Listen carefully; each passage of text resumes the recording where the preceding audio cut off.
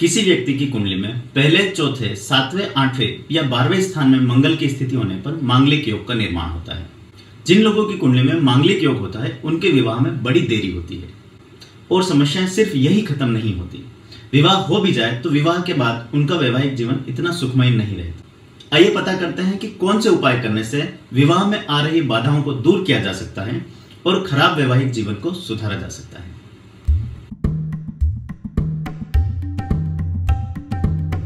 ज्योतिष शास्त्र में मंगल दोष या कुछ दोष को लेकर के बहुत सारी मान्यताएं हैं। किसी कुंडली में पहले, चौथे, सातवें, आठवें या 12वें स्थान में मंगल की स्थिति होने पर इसे मांगलिक दोष या मांगलिक योग कहा जाता है। वहीं दक्षिण भारत में दूसरे स्थान का मंगल भी मांगलिक दोष का कारण माना जाता है। ज्योतिष शास्त्र में 28वां वर्ष मंगल का वर्ष माना जाता है और यही कारण है कि जिन लोगों की कुंडली में मांगलिक योग होता है उनका विवाह आमतौर पर 28वें वर्ष में हो जाता है। और मतांतर के चलते भारत में कई ज्योतिषी स्वराशि या उच्च राशि के मंगल को मांगलिक दोष का कारण नहीं मानते। वहीं कुछ स्थानों पर मिलान के समय यदि इन्हीं स्थानों पर राहु, केतु या शनि की स्थिति हो तो इसे भी मंगल दोष का परिहार माना जाता है।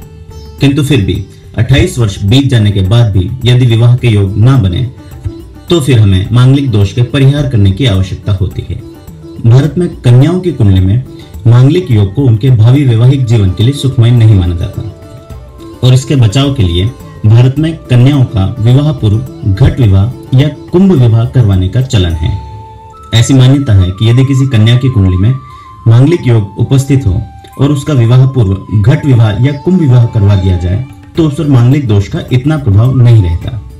उसी प्रकार लड़कों की कुंडली में मांगलिक दोष होने पर उनके विवाह में आमतौर पर बाधा आती है और समय पर विवाह नहीं होता।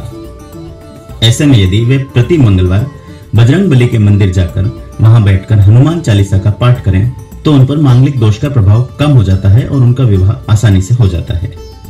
किंतु बहुत बार कुंडली का मिलान नहीं होने के कारण या अशुद्ध कुंडली के मिलान के कारण मांगलिक व्यक्तियों का विवाह गैर मांगलिक व्यक्तियों के साथ कर दिया जाता है और इस कारण उनके वैवाहिक जीवन में अनेक प्रकार की बाधाएं आती हैं और पति पत्नी के बीच वैचारिक मतभेद और नियमित क्लेश बना रहता है।